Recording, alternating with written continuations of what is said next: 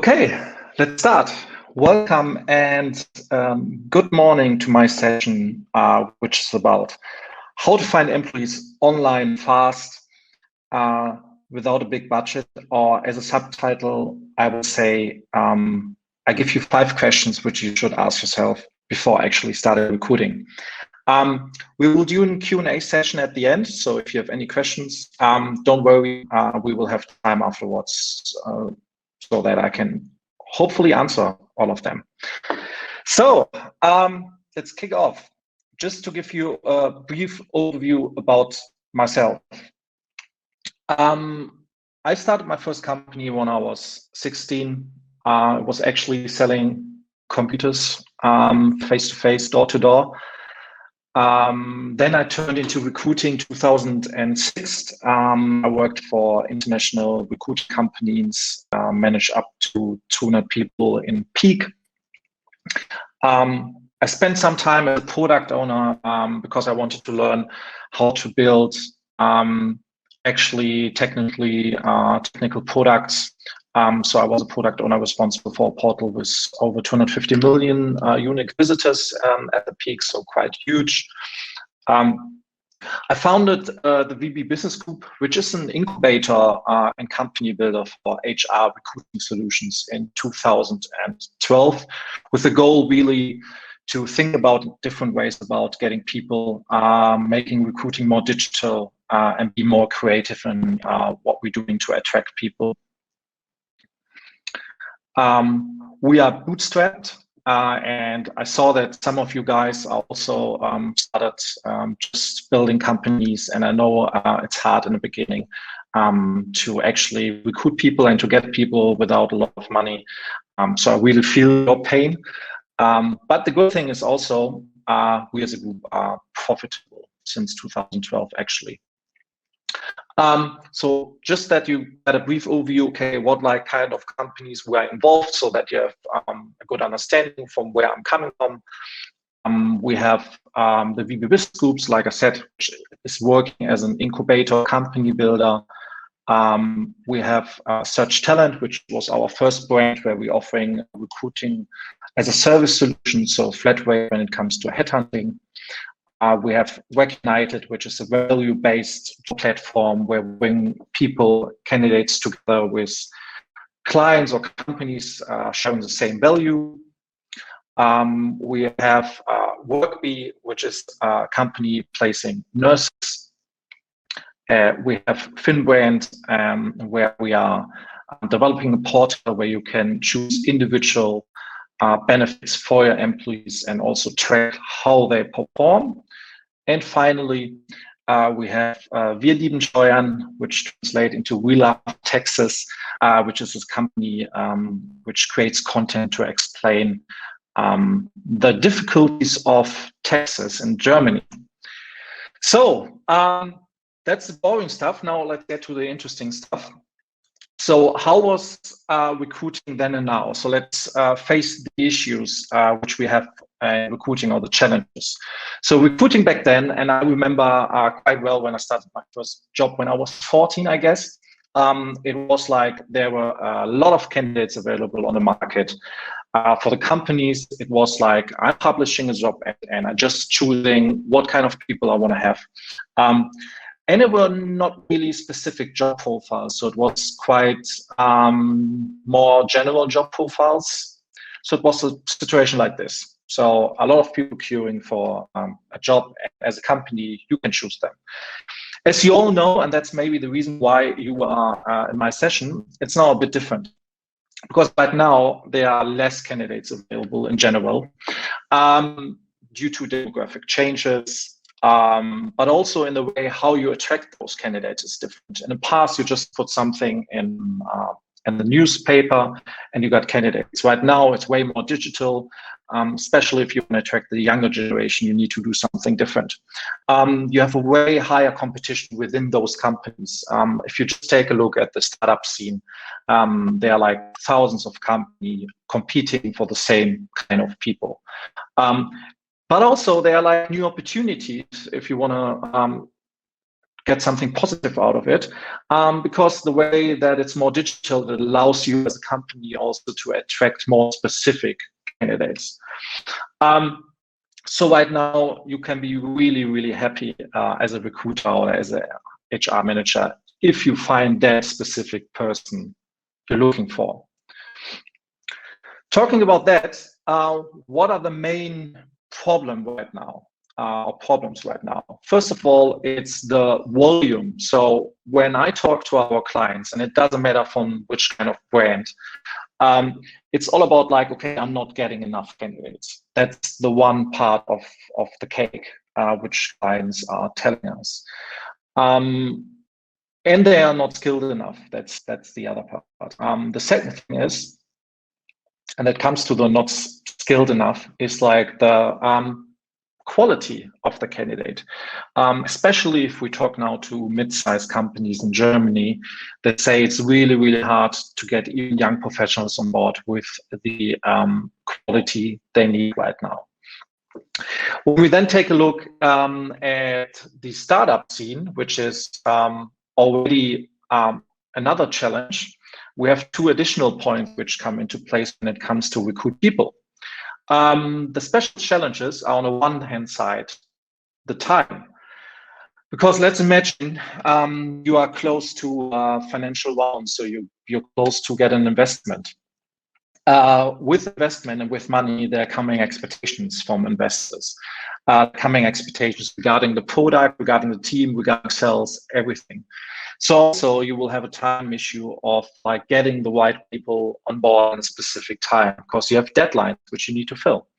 And on the other hand, as a startup, especially when you're bootstrapping or when you're like in the beginning, you have the problem or the issue that you don't have so much money to spend on, for example, good developers, good salespeople, because they're expensive. And a lot of people are competing for those kind of profiles. So it's really hard as a startup with not a lot of time and with not a lot of money to attract people. So now we come actually to the interesting part. So what are the 5 questions you should ask yourself to get people and to take the challenge that you don't have time and not a lot of money, still find people? So let's get into those questions you should ask yourself. Question number 1, think about yourself and your company. So really take time and analyze not only yourself, but also your competitors. So what kind of companies are in your area and looking for the same profiles? What are they offering? What does the target group really want? We get later to this in another slide. And also really what can you offer? And we come later to this, but it's really a package. Think of recruiting more in a marketing way. I know recruiting is part of HR, but to attract the right people, you should more think about like marketing yourself, marketing product, marketing recruiting as would be your company. So really analyze what are you looking for, or what kind of things you can offer which somebody can't offer. And it's not only the money, that's a spoiler. Number 2, I don't know how many of you already saw this in the past. It went viral one day on Twitter. It's quite funny. But it's funny because it's true. Why?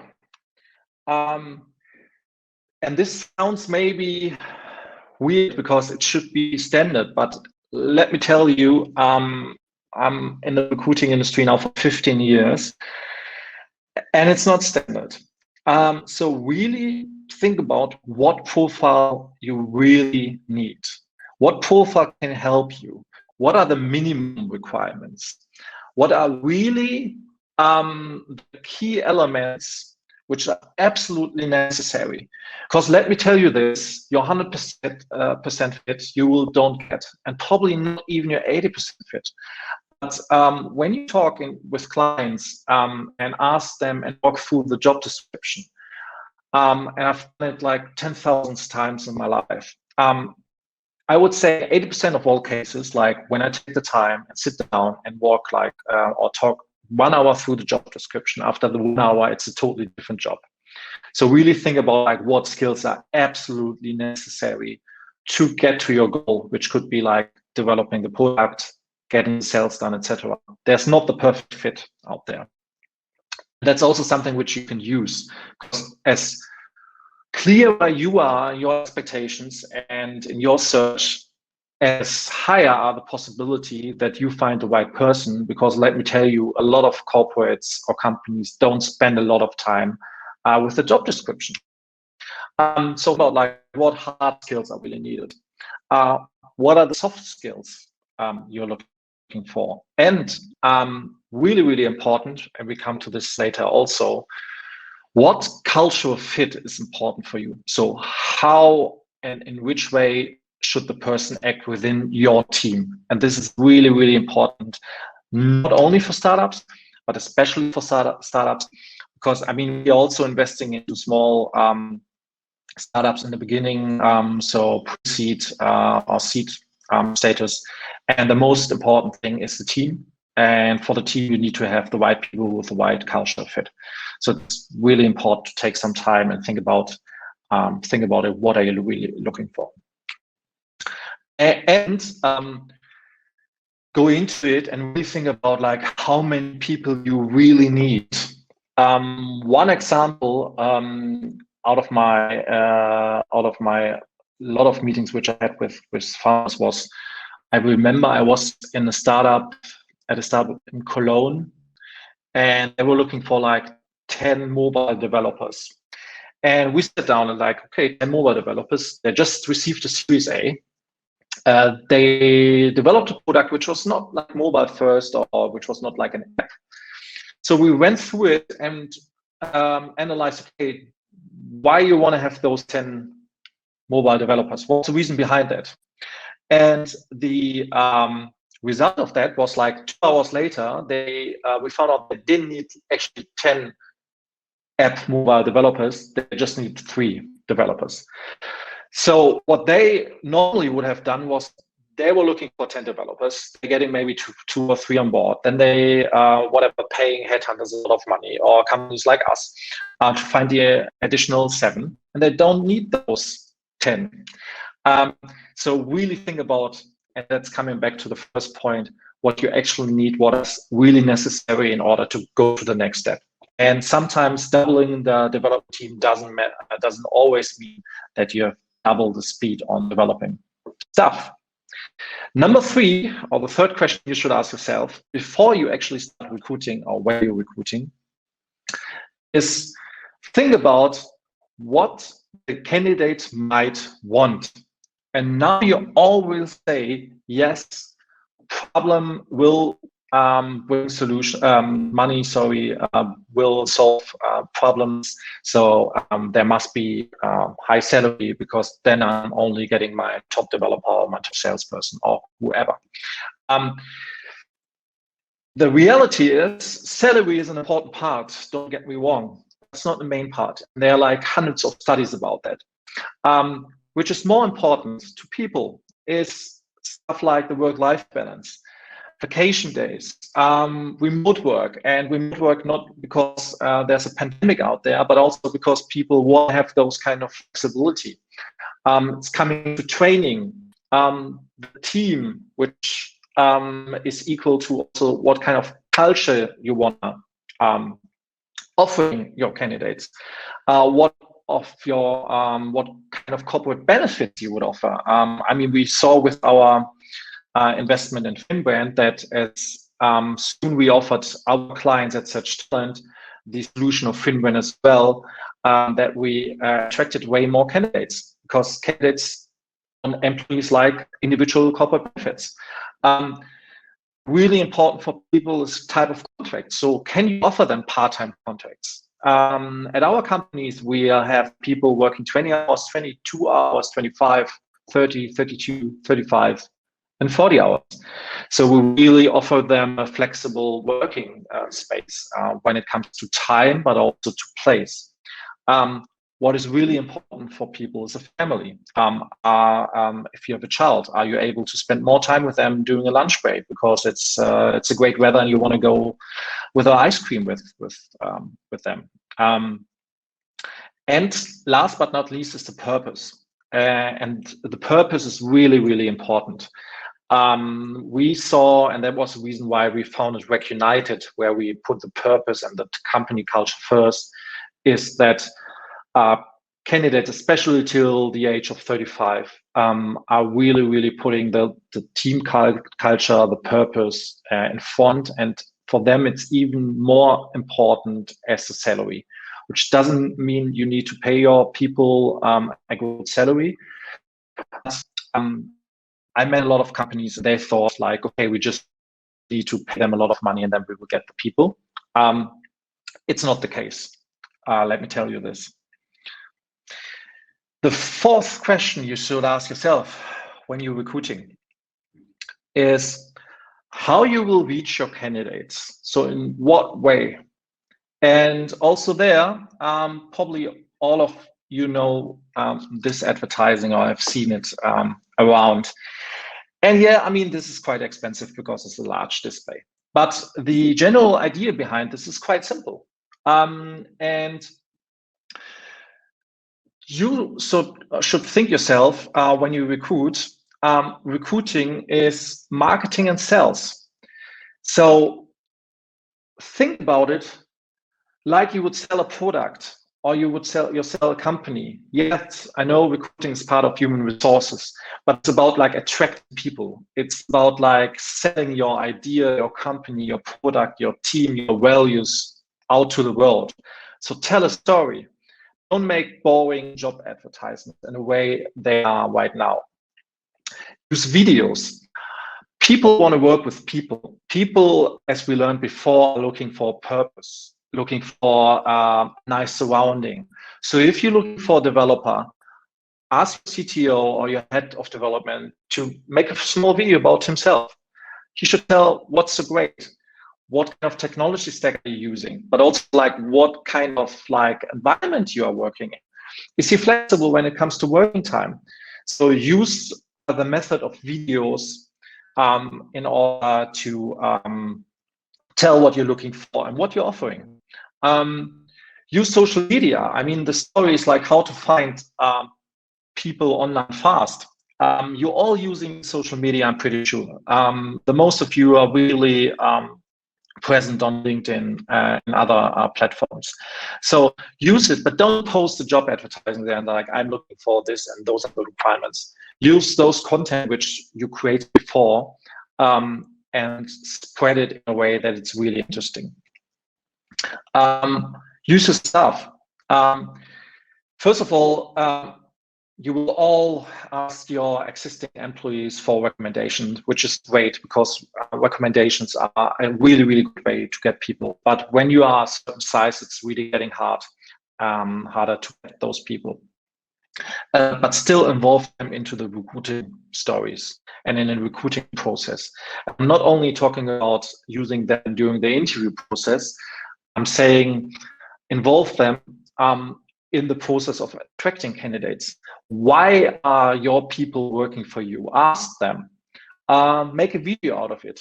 You don't need to hire an expensive agency coming in with a video equipment and charging you 20,000 euros for that. Just use an iPhone. It doesn't need to be so professional. It's more about the content. It's more about like, is it real? Is it your company?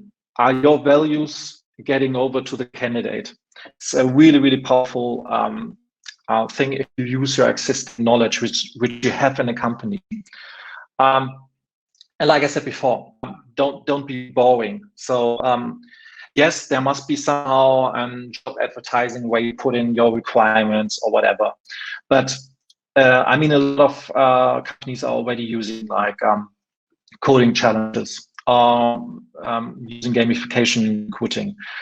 Think about like, okay, what would be interesting? What would I use? What would I do even just for fun to attract people? And like I said before, think of it like a way how you would attract investors, for example, because everybody, and I saw like different sessions today already, and there will come afterwards another session like how you raise money, etc. And they will tell you, yeah, you need to be attractive, and you need to tell a story, and you need to have first proof of concept, but also you need to do good marketing. Yeah, you need to tell about what's so great with you and with the product. Think of yourself like when you want to attract people and candidates, not in a way, like I said before, in an HR, typical HR way. Think about like, okay, how I would sell this awesome product? What would I do if I have like a really, really awesome product, and in which way I would sell it? And in which way I would really attract the investor which I would like to have. You would probably write them a message on LinkedIn. Probably you would even send them a pitch deck. There's nothing stopping you creating a video where your CTO is telling what great company and what a great product he's developing and what freedom he has. And you take this video and you send him to a specific candidate via LinkedIn, because not a lot of people doing it, and it would be really, really interesting. And the chances that the candidate probably would reply are way higher than you would just send them boring job advertising. So really be creative.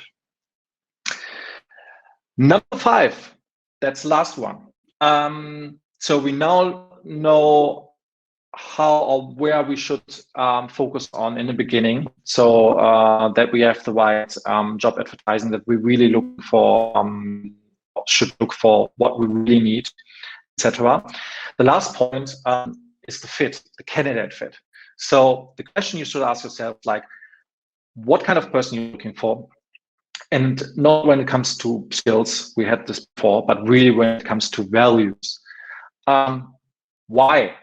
88% of all employees believe a distinct workplace culture is important to business success. And 70% of potential applicants say they would consider a company's culture before applying. That's a study from Glassdoor from 2019, I guess.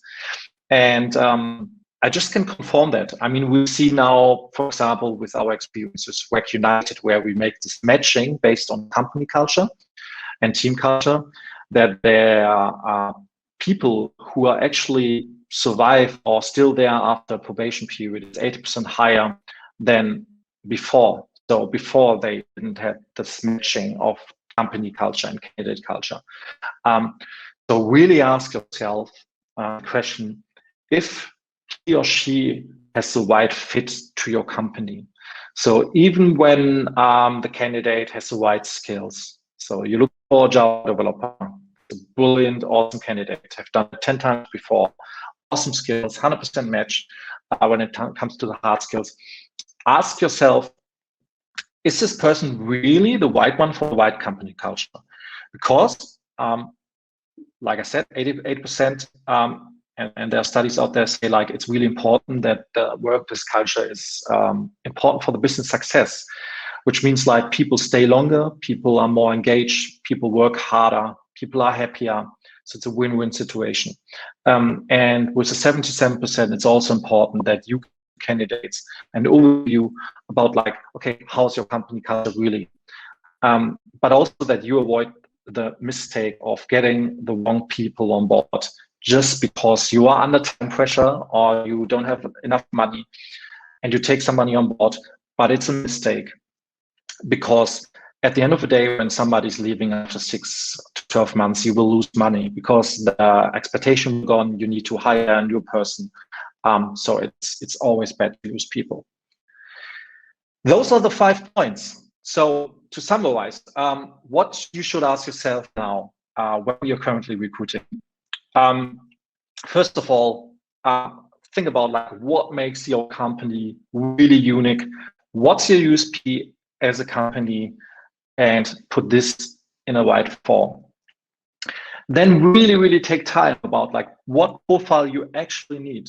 And I would suggest not only talk to the person who is directly involved. So for example, if you're looking for a developer, just not only ask the CTO, ask the other guys as well. Get your team together, be creative. question yourself, you really need this skill? What kind of person you really need and how many you really need?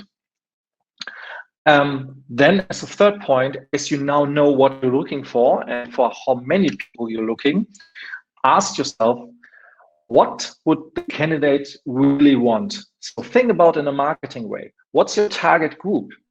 Because if you're looking for a young professional, they're looking for different things than if you're looking maybe for a senior guy or girl. So really think yourself and make a persona about like, okay, what does the candidate really want?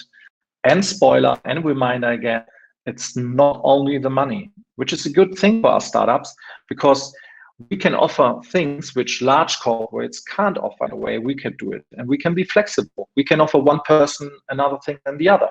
It's possible, as soon as everybody is happy. The next question you should ask yourself as a reminder is like, okay, what's the best way to reach candidates? So it could be classical job advertising. I would doubt it, to be honest. So use your social media accounts and be creative in a way how you attract those. Think about like you would sell a product or you would approach a potential investor. Be creative in a way, be unique, but be yourself. So it doesn't need to be expensive. Like I said, take your iPhone, ask the CTO what's so great working as a developer at your company. Ask also your developers, make a video, make a meme, whatever, be creative, involve your marketing department if you have one, and really think in a different way.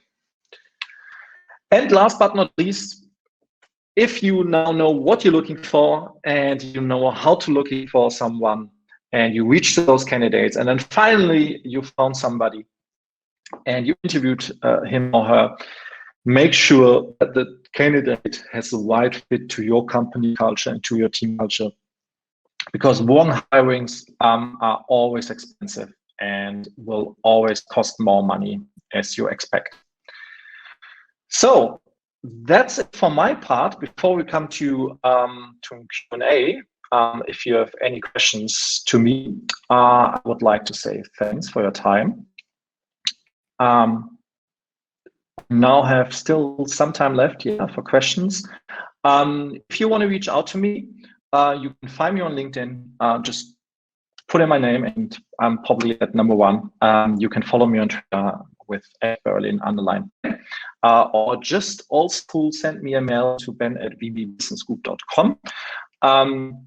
As a special offer for you guys today, I can also get you a 5% discount on all our services by VB Business Group. So all the companies you saw before, you can get a 5% discount on them.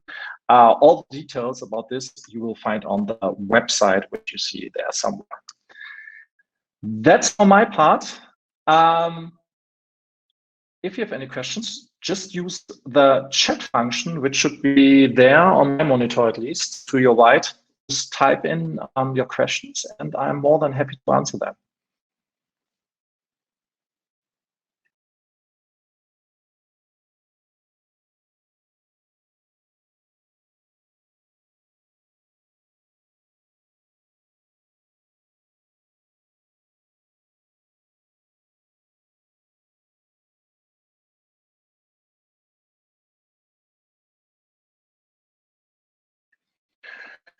Okay, good life. Ben, can you give me advice on finding a co-founder, having a startup at mobile first, but no technical background? First of all, good life. Thanks for your question. The good thing is that you already realized, okay, you need somebody as a co-founder with knowledge you don't have. Because sometimes people make the mistake that they want to do it on their own and they don't realize like what skill is missing. My idea would be really using what I said before. So ask yourself more deeply, like what kind of person you're looking for. So for example, if you want to create a mobile first app, draft it a bit more into detail. Like if you have an idea, what should the app doing or what should the app look like? So you don't need to have like technical experience. And then use, for example, LinkedIn and post like, hey, I have a great idea looking for a co-founder. Make a video maybe where you pitch your idea. Maybe you have it anyway because you have a pitch deck. So use those kind of elements, summarize them, and take those to spread it on social media. That would be my first advice, which also is good if you use like specific job boards for startups. But there, then don't post your typical job ad. Make it in a more creative way. But if you have any further questions, just drop me a mail. Good life, and we can talk. Christina Müller, most common mistakes. I would say hiring too many people too fast without the structure in place and without really knowing sometimes how to structure it. I think that's the most common mistakes. I know a lot of clients or a lot of companies, they get a lot of money. So you have a series A, B, whatever you get, like before you were a team of whatever, 3, 4, 5 guys. And everything was easy and everybody was knowing each other and you don't need a lot of structure and everything is fine. And then you get a seed or you get a series A and you get like whatever, 2, 3, 4, 5 million. And then the investor says like, yeah, but I want to scale the team to whatever, 20, 30 people. But you'd never probably have managed a team before. All the existing people maybe who are like good in what they're doing are not good in managing, because just because you are a good accountant doesn't mean that you're a good CFO. So I think the 5 questions we went through today is also, I mean, comes out of mistakes I saw in the past. So, but I would say really structure and too fast hiring of the wrong people. Bertram, how do you think employees can open themselves to show their face for the company? Open up. What do you mean open up the idea? Mm-hmm. You mean how they can, how you can convince them that they also like make a video or are in a video so that you can use it? Okay. Out of experience, a lot of people like that. Obviously, sometimes you will have people who doesn't like to be filmed or whatever, but then there's also a creative way. So if you have somebody who's like who doesn't want to be in front of the camera, maybe he can talk something. Maybe he can write a line of a couple of codes and explain what he or she's doing. Just be part of a podcast. Write something down. What's really good also is like create content in form of a blog. I mean, at Startupnight, for example, we have a blog. And the best stories and the most read stories are those written by people who are working there. So even if you have somebody who says, I'm not really feeling comfortable if you film me, for example, maybe he or she likes to write about like what is his experience? Why does he or she likes to work there? And make it really authentic. So yes, it should sell yourself, but it should be the truth. And that's one point. So just don't offer them, for example, a video. Just ask like, okay, how you would like to be involved in the process. And normally, I've not seen many cases where the people wouldn't like to be involved because it's part of their colleagues. Or part of the process, and there will be their colleagues soon, maybe. Does that answer your question, Bertram?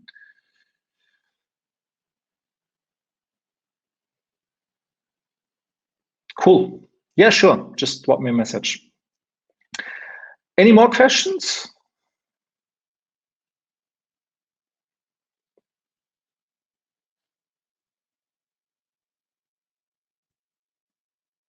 No more questions.